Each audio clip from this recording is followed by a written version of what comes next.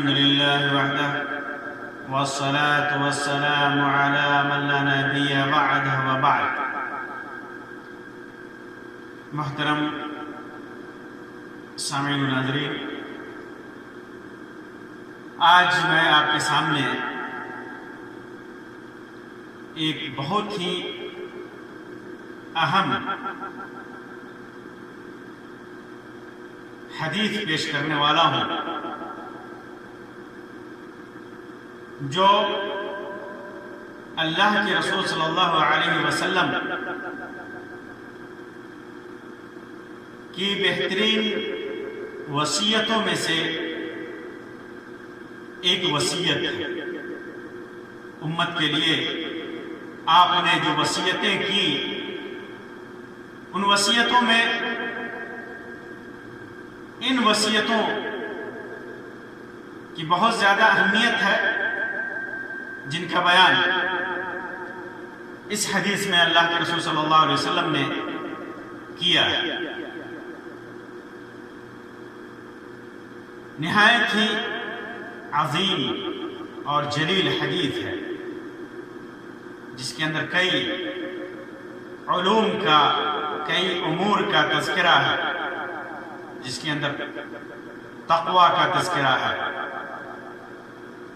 سمع و طاعت اور اتفاق و اتحاد کا تذکرہ ہے، لوگوں کے آپسی اختلاف کا تذکرہ ہے، سنت رسول کو مضبوطی سے پکڑنے کا تذکرہ ہے، خلفائے راشدین کی سنتوں کو اپنانے کا تذکرہ ہے، دین میں بدعت و ایجاد سے بچنے کا طریقہ ہے، دین میں جو بدعتیں ایجاد کر دی گئی ہیں ان سے بچنے کا تذکرہ ہے. وہ روایت ہے جسے امام ابو داؤد اور امام احمد وغیرہ نے صحیح سند کے ساتھ روایت کیا ہے. وہ روایت عرباد ابن ساریہ رضی اللہ تعالیٰ عنہ نے روایت کیا ہے. عرباد ابن ساریہ فرماتے ہیں کہ صلی بنا رسول اللہ صلی اللہ علیہ وسلم ذات یوم، ایک روز اللہ کے رسول صلی اللہ علیہ وسلم نے ہمیں نماز پڑھائی. ثم اقبل علینا بوجہہ، پھر آپ ہماری طرف گھومے. اللہ کے رسول صلی اللہ علیہ وسلم کی عادت مبارکہ تھی، جب ضرورت ہوتی تو آپ نماز کے بعد اپنی امت کو نصیحت کرتے، وصیت کرتے، اہم مسائل بیان کرتے. بسا اوقات آپ صحابہ کرام سے اہم امور سے متعلق سوال اور جواب کرتے. آپ صلی اللہ علیہ وسلم نے ایک روز نماز پڑھائی اور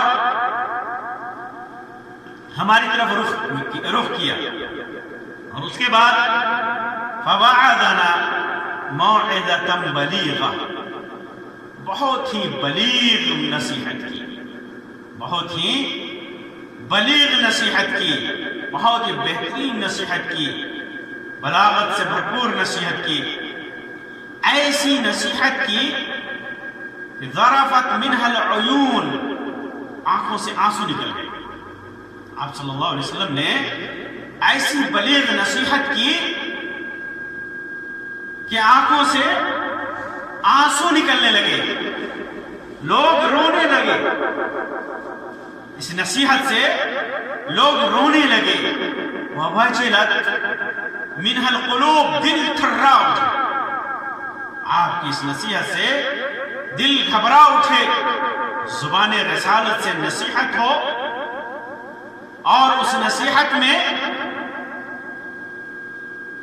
اللہ کا خوف دلایا جائے، جنت اور جہنم کے حالات بیان کیے جائیں زبان نبوت سے، تو صحابہ کرام جیسے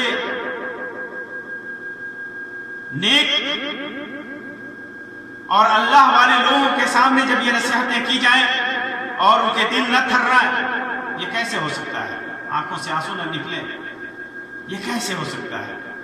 صحابہ کرام کی آنکھوں سے آنسو نکلنے لگے اور ان کے دل گھبرا گئے، تھرا اٹھے۔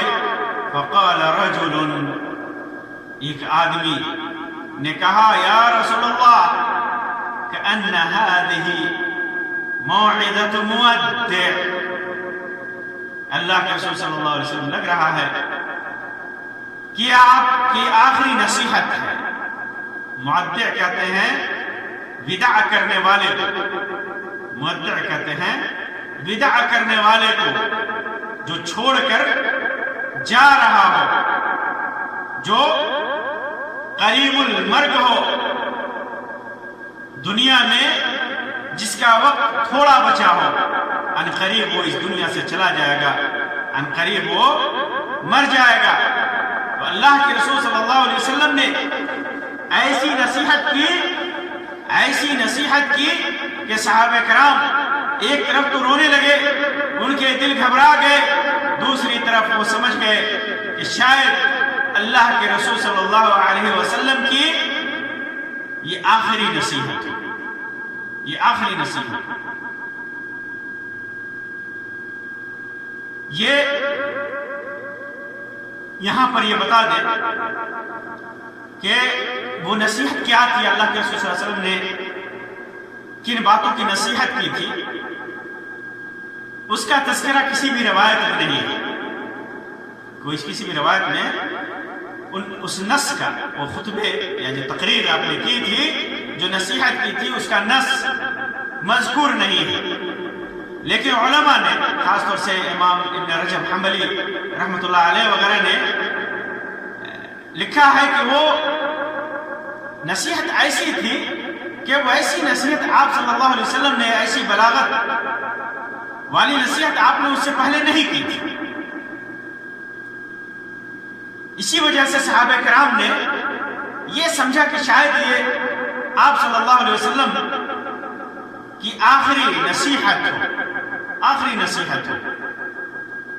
بہت سارے مواقع ایسے آئے جس میں اللہ کے رسول صلی اللہ علیہ وسلم نے نہایت ہی بلیغ نصیحت کی۔ آپ نے اشارہ کیا کہ ان قریب میں اس دنیا سے جانے والا ہوں، ان قریب میں مرنے والا ہوں، ان قریب میں تمہیں چھوڑنے والا ہوں، جیسا کہ حجۃ الوداع میں آپ صلی اللہ علیہ وسلم نے فرمایا، لا ادری لعلی القاکم بعد عامی ھذا، مجھ کو معلوم نہیں کہ شاید اس سال کے بعد میری ملاقات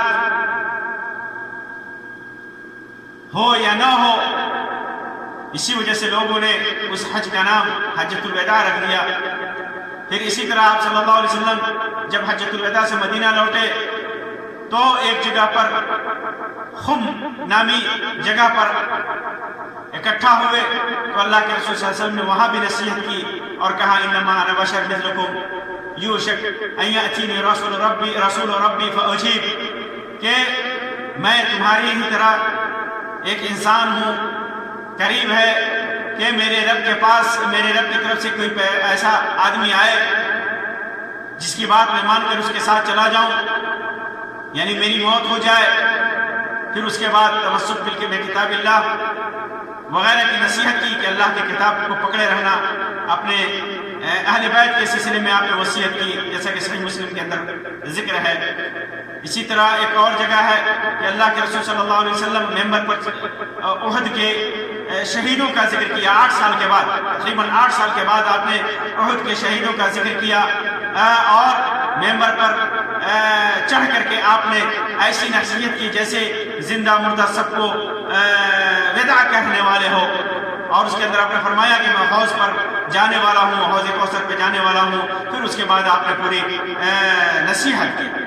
اسی طرح اور بھی مواقع آئے، جیسا کہ عبداللہ ابن عمر رضی اللہ تعالیٰ عنہ کی روایت ہے کہ خرج علینا رسول اللہ صلی اللہ علیہ وسلم یوما کالمودع، اللہ کے رسول صلی اللہ علیہ وسلم ہمارے پاس آئے جیسے آپ وداع کہنے والے ہوں، آپ جانے والے ہوں۔ اور اس کے اندر آپ نے فرمایا تھا انا النبی الامی، میں ایک امی نبی ہوں۔ 3 مرتبہ آپ نے فرمایا میرے بعد کوئی نبی نہیں ہے، اور پوری نصیحت کی آپ نے۔ تو ہو ہو سکتا ہے کہ آپ صلی اللہ علیہ وسلم نے انہی نصیحتوں میں سے، انہی خطبوں میں سے کسی میں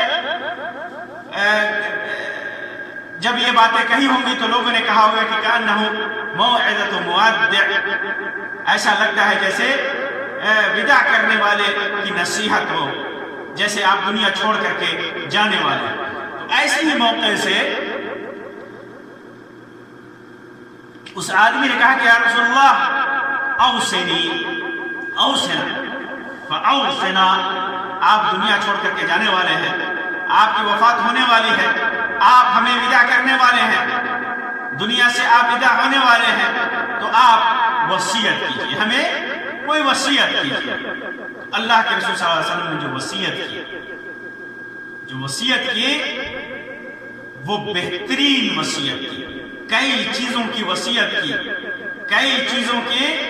وصیت کی، تقوی پر ابھارا، اطاعت و فرمانبرداری پر ابھارا، لوگوں کے مستقبل میں اختلاف کو بتایا کہ کیسے لوگ اختلاف کریں گے، پھر اس کے بعد اس اختلاف سے بچنے کا طریقہ بتایا کہ کیسے اس اختلاف کے موقع سے کس طرح تم بچ سکتے ہو. اسی طرح آپ نے سنت رسول کی اتباع کا حکم دیا اور سنت خلفائے راشدین کے تمسک کا حکم دیا، اور بدعت و ضلالت اور گمراہی سے بچنے کی وصیت کی.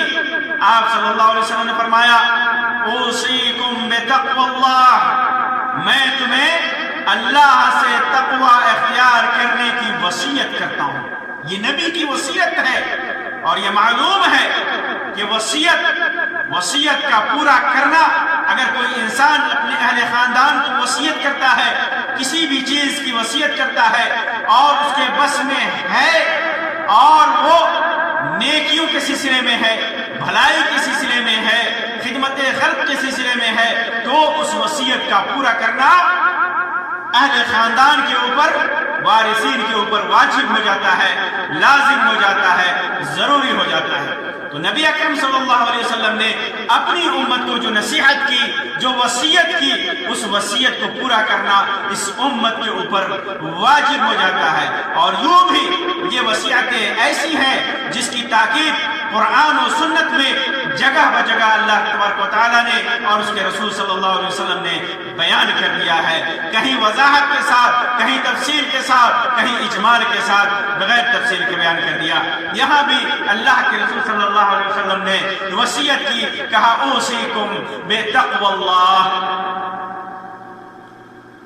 پہلی وصیت اللہ سے ڈرنے کی کہ ہر معاملے میں اللہ سے تقوی اختیار کرو، نیکیوں کو انجام دو، نیکیوں اور بھلائیوں کی طرف رجوع کرو، اقدام کرو، خوب نیکیاں کرو، اور ساتھ ساتھ میں برائیوں سے بچو. اس طرح بچو کہ جس طرح کانٹے دار جھاڑیوں سے گزرتے ہوئے آدمی اپنا دامن بچاتا ہے، تو گناہوں کے پاس سے گزرتے ہوئے گناہ تمہارے سامنے ہو، اپنے دامن کو بچاؤ، اپنے ایمان کو بچاؤ، اللہ سے تقوی اختیار کرو، گناہوں سے بچو. تو یہ پہلی وصیت اللہ کے رسول صلی اللہ علیہ وسلم نے کی. دوسری وصیت کی والسمع والطاعہ، میں تجھے وصیت کرتا ہوں اطاعت اور فرما برداری کا. کس چیز کی؟ امیر کی اطاعت و فرما برداری کا، حاکم کے اطاعت و فرما برداری کا، امام وقت کے اطاعت و فرما برداری کا.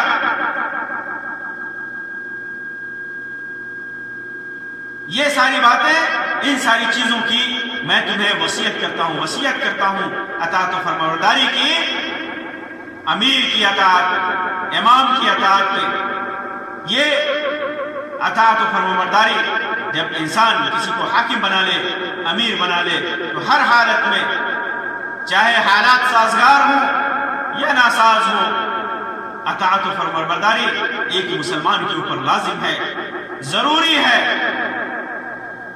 اور خاص طور سے فرمایا کہ وہ امیر چاہے جس حیثیت کا ہو، جس حیثیت کا ہو، ان کان عبدا حبشیا، اگرچہ وہ حبشی غلام ہی کیوں نہ ہو، اگر وہ حاکم بن جاتا ہے، وہ امیر بن جاتا ہے، تو اس کی اطاعت و فرمانبرداری تمام لوگوں کے اوپر واجب ہے۔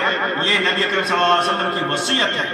اور یہاں یہ بتا دیں کہ اطاعت و فرمانبرداری یہ مطلق نہیں ہے کہ جو کچھ بھی امیر کہے، جو کچھ بھی امیر حاکم حکم دے، برا ہو بھلا ہو، نیکی ہو بدی ہو، اس کی اطاعت کریں، نہیں، صرف نیکیوں میں امیر کی اطاعت کرنی ہے، کیونکہ اللہ کے رسول صلی اللہ علیہ وسلم نے اس کی تقیید، اس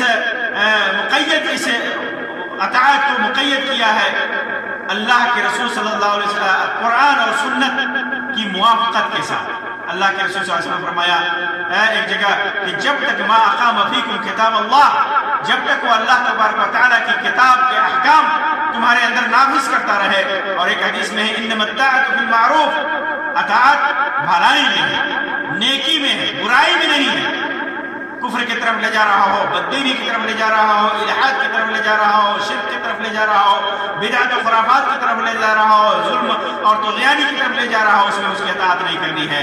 لا طاعت لمخلوق فی معصیت الخالق، اللہ کے رسول صلی اللہ علیہ وسلم نے فرمایا کہ اللہ کی معصیت میں، خالق کی معصیت کر کے کسی مخلوق کی اطاعت یہ جائز نہیں ہے۔ تو یہ اطاعت بھلائی میں ہے، نیکی میں ہے، حالات چاہے جیسے بھی ہوں، حالات سازگار ہوں، ناساز ہوں، لیکن جب تک وہ بھلائی کا حکم دے رہا ہے امیر، جب تک امیر حاکم بھلائی کا حکم دے رہا ہے، بھلائی کی طرف لے جا رہا ہے، اور جب تک بھلائی کا کار خیر کر رہا ہے، بھلائی کا کام کر رہا ہے، اس وقت تک اس کی اطاعت کرنی ہے، اس کی مخالفت نہیں کرنی۔ یہاں تک کہ ایک حدیث میں آتا ہے کہ اللہ کے رسول صلی اللہ علیہ وسلم نے فرمایا کہ میرے بعد ایسے عمرا آئیں گے کہ جو نماز کو مؤخر کر کے پڑھیں گے۔ تو صحابہ کرام نے کہا کہ اللہ کے رسول صلی اللہ علیہ وسلم تو ہم کیا کریں؟ تو اللہ کے رسول صلی اللہ علیہ وسلم نے کہا کہ نماز کو اپنے وقت پر پڑھ لو، لیکن پھر بھی اختلاف سے بچتے ہوئے امام کے ساتھ جا کر کے نماز پڑھو۔ تو یہ اطاعت کا حکم ہے، امیر کی اطاعت کا حکم ہے جب تک وہ خیر اور بھلائی کا حکم دیتا رہے۔ پھر اس کے بعد اللہ کے رسول صلی اللہ علیہ وسلم نے ایک مستقبل کی بات بتائی، وَمَن يَعِشْ مِنْكُمْ فَإِنَّهُ مَن يَعِشْ مِنْكُمْ مِنْ بَعْدِي فَسَيَرَى اخْتِلَافًا كَثِيرًا، کہ جو تم میں سے میرے بعد جو زندہ رہے گا، مَن يَعِشْ مِنْكُمْ مِنْ بَعْدِي، میرے بعد جو تم میں سے زندہ رہے گا، فَسَيَرَى اخْتِلَافًا كَثِيرًا، بہت زیادہ اختلاف دیکھے گا، بہت زیادہ اختلاف دیکھے گا۔ کس چیز میں؟ دین کے اصول میں، دین کے فروع میں، اعمال میں، اقوال میں، اعتقادات میں۔ یہی وجہ ہے کہ اللہ کے رسول صلی اللہ علیہ وسلم نے اس کی طرف اشارہ کرتے ہوئے فرمایا کہ میری امت 72 فرقوں میں، 70 سے زائد فرقوں میں تقسیم ہو جائے گی، ہر ایک جہنمی، ہر ایک فرقہ جہنمی ہوگا سوائے ایک فرقے کے۔ وہی ما کان علیہ اصحابی، وہ فرقہ وہ ہوگا جو میرے اصحاب کی سنت پر چلتا ہوگا۔ تو اللہ کے رسول صلی اللہ علیہ وسلم نے امت کے درمیان واضح اختلاف اور پیدا ہونے والے اختلافات کی پیشن گوئی پہلے ہی کر دی تھی اور بتا دیا تھا کہ میری امت میں اختلافات ہوں گے۔ چنانچہ اللہ کے رسول صلی اللہ علیہ وسلم کی وفات کے بعد چند ہی دنوں کے بعد امت کے اندر اختلافات رونما ہو گئے، صحابہ کرام کی آپس کی جنگیں ہوئی، گمراہ فرقے جنم لینے لگے، امت کئی فرقوں میں بٹنے لگی، اور جب بٹنے لگی تو آج تک امت گروہ در گروہ اختلاف کا شکار ہوتی جا رہی ہے۔ کوئی ایک راستے پہ چل رہا ہے، کوئی دوسرے راستے پہ چل رہا ہے، ایک دوسرے کو کافر کہا جا رہا ہے، ایک دوسرے کی گردن ماری جا رہی ہے۔ یہ ساری چیزیں واقع ہو رہی ہیں۔ اللہ کے رسول صلی اللہ علیہ وسلم نے جو فرمایا زبان نبوت سے، فرمایا اللہ کے حکم سے بذریعہ وحی اللہ کے رسول صلی اللہ علیہ وسلم نے فرمایا کہ میرے بعد تم اختلافات دیکھو گے، میرے بعد انتشار دیکھو گے، میرے بعد نا اتفاقی دیکھو گے، میرے بعد ناچاقی دیکھو گے، اور امت دیکھ رہی ہے اور یہ واقع ہو گیا۔ لیکن اللہ کے رسول صلی اللہ علیہ وسلم نے اختلاف کے ایسے وقت میں اور ایسے زمانے میں جہاں بے شمار اختلافات ہوتے ہوں، چھوٹے بڑے، چاہے جس چیز میں بھی، چاہے وہ عقیدہ میں ہو، احکام میں ہو، اصول میں ہو، فروع میں ہو، اعمال میں ہو، اقوال میں ہو، جس چیز میں بھی اختلاف ہو، اس اختلاف سے بچنے کا حل بھی اللہ کے رسول صلی اللہ علیہ وسلم نے بیان فرما دیا اور واضح طور پر بیان فرمایا، علیکم بسنتی، ایسے اختلاف کے موقع سے فعلیکم بسنتی، میری سنت کو لازم پکڑنا، میری سنت کو لازم پکڑنا۔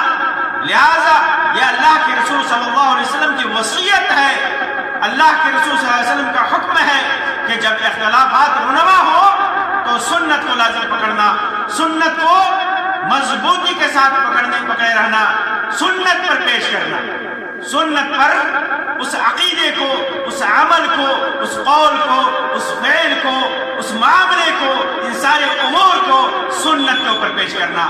اگر ان کا ثبوت سنت میں ہے، اگر ان اعمال کا، ان اعتقادات کا ثبوت سنت پہ ہے تو اسے پکڑے رہنا مضبوطی کے ساتھ، اور اگر سنت میں نہیں ہے تو اسے چھوڑ دینا، اسے چھوڑ دینا۔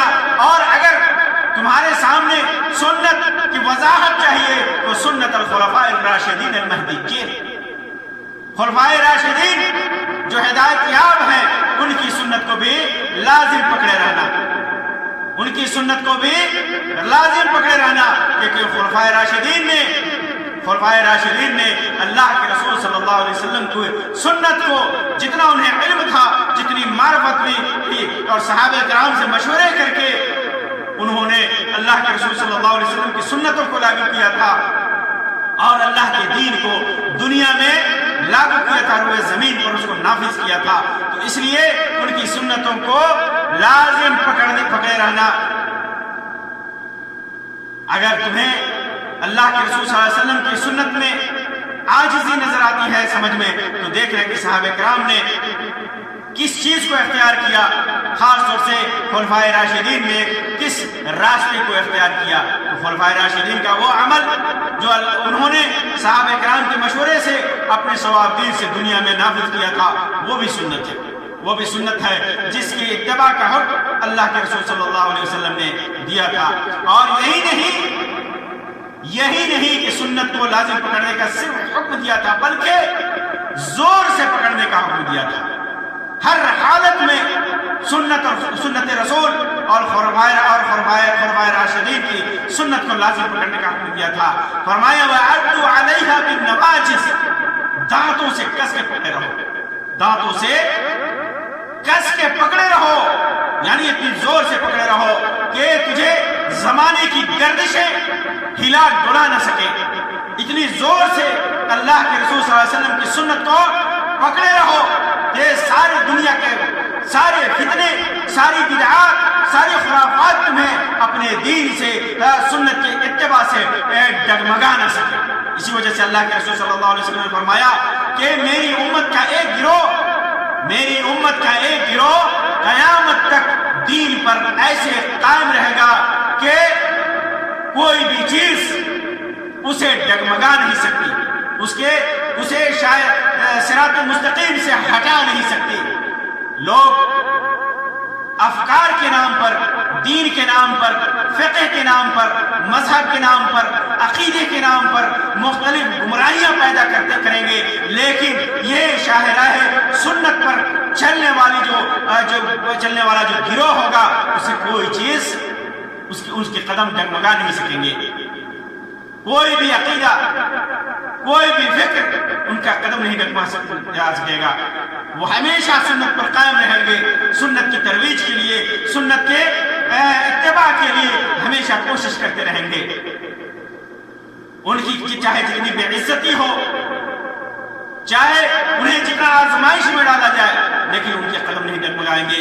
یہی وجہ ہے کہ آپ دیکھیں گے کہ صحابہ کرام سے لے کر کے عصر حاضر تک محدثین کرام کا وہ طائفہ منصورہ، وہ گروہ جنہوں نے سنت کے لیے اپنی زندگی قربان کر دی، اپنی زندگیاں نچھاور کر دی، انہوں نے ہمیشہ کوشش کی کہ صحیح سنت کو دنیا میں نافذ کیا جائے۔ حدیثوں میں لوگوں نے بے شمار جھوٹی روایتیں گڑھی، لیکن اس جماعت نے کبھی بھی ان سے صلح نہیں کی، چاہے جس حیثیت کے بھی راوی ہو، ان کو واضح کر کے دنیا کے سامنے لا دیا کہ ان کی روایت میں، ان کے بیان میں یہ کھوٹ ہے، یہ سنت کے خلاف ہے، یہ صحیح حدیث نہیں ہے، واضح کر دیا۔ اور اسی طرح عمل کے حساب سے بھی انہوں نے کوشش کی کہ صحیح سنت کے مطابق حدیث کو صحیح اور ضعیف میں کو چھانٹ کر کے، ضعیف روایتوں سے صحیح کو چھانٹ کر کے کتابیں مدون کی، حدیث کی کتابیں لکھی، اور امت میں عمل کو، صحیح حدیث پر عمل کو رائج کی۔ اس امت کے اس گروہ کو چاہے لوگ جتنا ان کا مذاق اڑا لیں، جتنا ٹھٹھا اڑا لیں اپنی مجلسوں میں، چاہے ان کو جتنا ان کی بے عزتی کر لیں، لیکن یہ گروہ قیامت تک یہ گروہ سنت پر اپنے دانتوں سے مضبوطی سے پکڑا رہے گا۔ یہ گروہ کبھی بھی سنت کی شاہراہ کو نہیں چھوڑ سکتا، اسی راستے پر ان کو چلنا ہے۔ یہ اللہ کے رسول صلی اللہ علیہ وسلم کی وصیت ہے، اور اسی وصیت پر یہ گروہ عمل کرتا رہا ہے اور کرتا رہے گا۔ عضو علیہا بالنواجذ پر حقیقی معنوں میں یہی عمل کرتے ہیں۔ پھر اس کے بعد سنت پر مضبوطی سے جمے رہنے کی وصیت کے بعد اللہ کے رسول صلی اللہ علیہ وسلم نے ایک اور وصیت کی، وَإِيَّاكُمْ وَمُحَدَّثَاتِ الْأُمُورِ وَإِيَّاكُمْ وَمُحْدَثَاتِ الْأُمُورِ فَإِنَّ كُلَّ بِدْعَةٍ ضَلَالَةٍ۔ بدعتوں سے بچنا، الامور کا، الامور دینی معاملے، الامور خاص ہے، یہ سارے دنیاوی معاملے میں نہیں ہے۔ نیا کپڑا، نئے ڈیزائن کا کپڑا آ گیا، اس میں نہیں، نئی ڈیزائن کی سواریاں آ گئی، نئی سواریاں آ گئی، وہ نہیں۔ امور، الامور، محدثات الامور، دینی معاملات میں سنت کا تذکرہ آپ صلی اللہ علیہ وسلم نے کیا، اس سے پہلے سنت کا تذکرہ کیا، اور سنت میں بھی اپنی سنت اور صحابہ کرام کی، خلفائے راشدین کی سنت کا تذکرہ کیا، اور اس کے بعد فرمایا اے محدثات الامور، دین میں سنت دین ہے، صحابہ کرام کا عمل دین ہے، قرآن کی تعلیمات دین ہے۔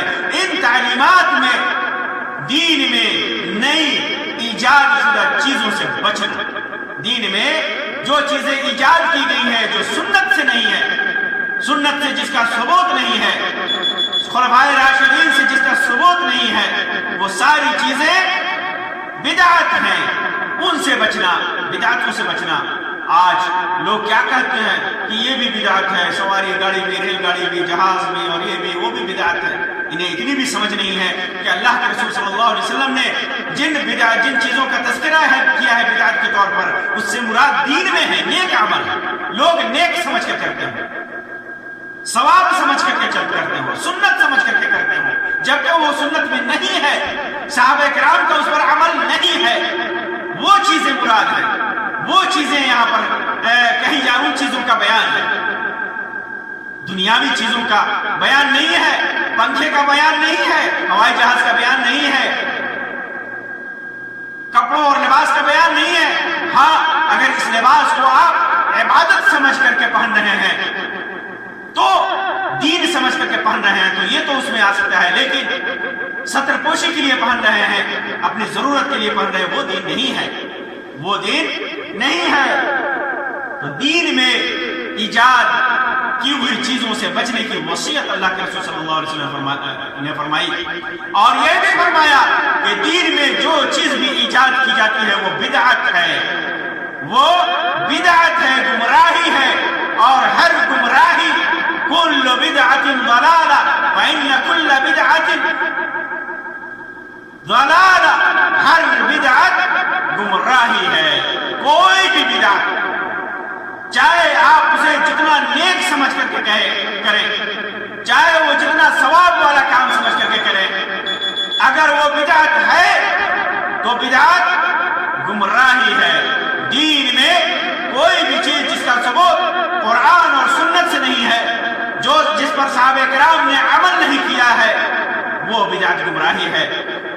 ایک حدیث میں آتا ہے کہ اللہ کے رسول صلی اللہ علیہ وسلم جب جمعہ کے خطبے دیا کرتے تو فرمایا کرتے اما بعد فإن خیر الحدیث کتاب اللہ. بہترین حدیث اللہ کی کتاب ہے. وخیر الحدی حدی محمد صلی اللہ علیہ وسلم. سب سے بہترین طریقہ، بہترین راستہ محمد صلی اللہ علیہ وسلم کا راستہ ہے، محمد صلی اللہ علیہ وسلم کا طریقہ ہے. وشر الامور محدثاتها، یہ بدعتیں جس سے بچنے کی وصیت اللہ کے رسول صلی اللہ علیہ وسلم نے کی. فرمایا کہ یہ سب سے برے امور ہیں. شر الامور، سب سے برے ہیں، معاملات میں سب سے برے ہیں، دین میں سب سے برے ہیں. شر الامور ہیں جو دین میں ایجاد کیے گئے ہوں، دین میں دین سمجھ کر کے، نیکی سمجھ کر کے جنہیں ایجاد کیا گیا ہو. سب سے شر الامور، سب سے برے شر ہیں، یہ برے ہیں. آپ 1000 رکعتیں نماز پڑھ لیں، سنت کے مطابق نہیں ہے تو سب سے برا عمل ہے، سب سے برا عمل ہے. 1000 حج کر لیں لیکن وہ سنت کے مطابق نہیں ہے تو سب سے برا ہے. 1000 روزے رکھ لیں لیکن اگر وہ سنت کے مطابق نہیں ہے تو سب سے برا ہے. وہ نیک عمل قبول نہیں ہے، مردود ہے. اللہ کے رسول صلی اللہ علیہ وسلم نے فرمایا کہ ہر وہ عمل جو ہماری سنت کے مطابق نہیں ہے مردود ہے، فهو رد مردود ہے، اسے رد کیا جائے گا. کرنے والا بھی مردود ہے اور جو عمل کیا جا رہا ہے وہ عمل بھی مردود ہے، وہ عمل بھی مردود ہے. اللہ کے رسول صلی اللہ علیہ وسلم نے فرمایا کل بدعت ضلالہ، ہر بدعت گمراہی ہے. اور ایک روایت میں اتنی زیادتی ہے وہ کل ضلالۃ فی النار، ہر گمراہی جہنم میں لے جانے والی ہے.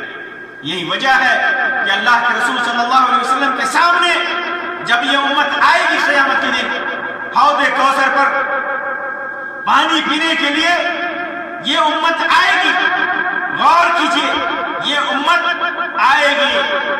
امت میں وہ لوگ بھی ہوں گے جو سنتوں پر عمل کرتے ہوئے ہوں گے، بدعتوں سے بچتے ہوئے ہوں گے. دنیا میں انہوں نے بدعتوں سے دوری اختیار کی ہوگی، سنت پر عمل کیا ہوگا، سنت کو رائج کیا ہوگا، سنت کو نافذ کیا ہوگا. اور ایسے لوگ بھی ہوں گے جنہوں نے دین میں بدعتیں ایجاد کی ہوں گی، بدعتوں پر عمل کیا ہوگا، بدعت کے اعمال کیے ہوں گے.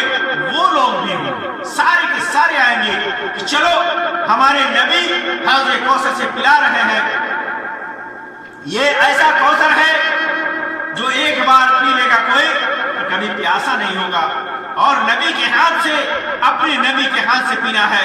یہ سارے لوگ آئیں گے، ان میں سے فرشتے چھانٹنا شروع کر دیں گے، الگ الگ کرنا شروع کر دیں گے. اللہ کے رسول صلی اللہ علیہ وسلم دیکھیں گے ارے یہ تو میری امت کے لوگ ہیں، یہ میری امت کے لوگ ہیں، کیونکہ ان کے آثار سے پہچانے وہ نیک لوگ ہوں گے، عبادت گزار ہوں گے، نمازی ہوں گے، نماز کے آثار پیشانیوں پر ہوں گے، ہاتھوں میں ہوں گے، پاؤں میں ہوں گے، وضو کے آثار ہوں گے، وضو کے اثر سے چمکتے ہوئے ہوں گے. امت کے لوگ نیک عمل کرنے والے ہوں گے، برے عمل کرنے والے نہیں ہوں گے. لیکن انہوں نے کیا کیا ہوگا؟ دین میں بدعت ایجاد کیا ہوگا، بدعتوں پر عمل کیا ہوگا. ایسے لوگوں کو جب فرشتے بھگائیں گے، اللہ کے رسول صلی اللہ علیہ وسلم کہیں گے آنے دو، آپ کو معلوم نہیں تھا، نہیں ہوگا کہ یہ وہ لوگ ہیں جنہوں نے آپ صلی اللہ علیہ وسلم کے بعد دین میں بدعتیں ایجاد کی تھی. کہیں گے امتی امتی، میری امت کے لوگوں کو آنے دو. فرشتے کہیں گے آپ کو معلوم نہیں تھا، آپ کو معلوم نہیں، آپ کو علم نہیں، ما احدثوا بعدک، کہ انہوں نے آپ کے بعد آپ کی دین میں، آپ کی لائی ہوئی شریعت میں اللہ کے دین میں کیسے ان لوگوں نے بدعتیں ایجاد کی تھی، جو سنت میں نہیں، جو قرآن میں نہیں، ایسی ایسی عبادتیں گڑھ کر کے ان لوگوں نے روا کیا تھا، پھر عمل کیا تھا۔ اللہ کے رسول صلی اللہ علیہ وسلم غصے سے کہیں گے سحقاً سحقاً لمن خیر بعدی، دور بھگاؤ ان لوگوں کو جنہوں نے میرے بعد میرے دین میں بدعتیں ایجاد کی تھی، بدعتیں ایجاد کی تھی۔ یہ بدعتیں نہایت خطرناک ہیں، امت کے اعمال کو، انسان کے اعمال کو برباد کر دیتی ہیں، دین کی شکل و شباہت کو یہ بدعتیں بگاڑ دیتی ہیں۔ آپ دیکھ لیجئے بدعت کی کرشمہ سازی کس طرح ان بدعتوں نے دین سے بدعتیوں کو دور کر دیا ہے، نمازوں سے دور کر دیا، روزوں سے دور کر دیا، بر اور نیکی کے کاموں سے دور کر دیا ہے، اور نیکی کے نام پر، دین کے نام پر مختلف قسم کی گمراہیوں میں انہیں مبتلا کر دیا ہے۔ تو یہ اللہ کے رسول صلی اللہ علیہ وسلم کی یہ چند وصیتیں تھیں جن پر عمل کرنا ہم تمام مسلمانوں کے اوپر واجب ہے، لازم ہے۔ اللہ تبارک و تعالیٰ سے دعا ہے کہ اللہ تبارک و تعالیٰ ہمیں متقی اور پرہیزگار بنائے، اپنے متقی اور پرہیزگار بندوں میں ہمیں شامل فرمائے۔ اللہ تبارک و تعالیٰ ہمیں سنت پر حاکم کی اطاعت و فرمانبرداری کی توفیق عطا فرمائے، جب تک وہ قرآن و سنت پر عمل کرتے رہیں، جب تک نیکیوں کو اور بھلائیوں کو لاگو کرتے رہیں اور برائیوں سے بچتے رہیں۔ اللہ تبارک و تعالیٰ ہمیں اختلافات سے بچائے اور ہمیں سنت پر مضبوطی کے ساتھ اور خلفائے راشدین کی سنت پر مضبوطی کے ساتھ چلنے کی توفیق عطا فرمائے۔ اللہ تبارک و تعالیٰ ہمیں برائیوں سے اور بدعتوں سے ہمیں اللہ تبارک و تعالیٰ بچائے، اور بدعتوں کے ہر طرح کی بدعتوں اور گمراہیوں سے اللہ تبارک و تعالیٰ ہمیں دور رکھے۔ آمین یا رب العالمین، وآخر دعوانا ان الحمد للہ رب العالمین، وصلی اللہ علی خیر خلقہ وسلم، والسلام علیکم ورحمۃ اللہ وبرکاتہ۔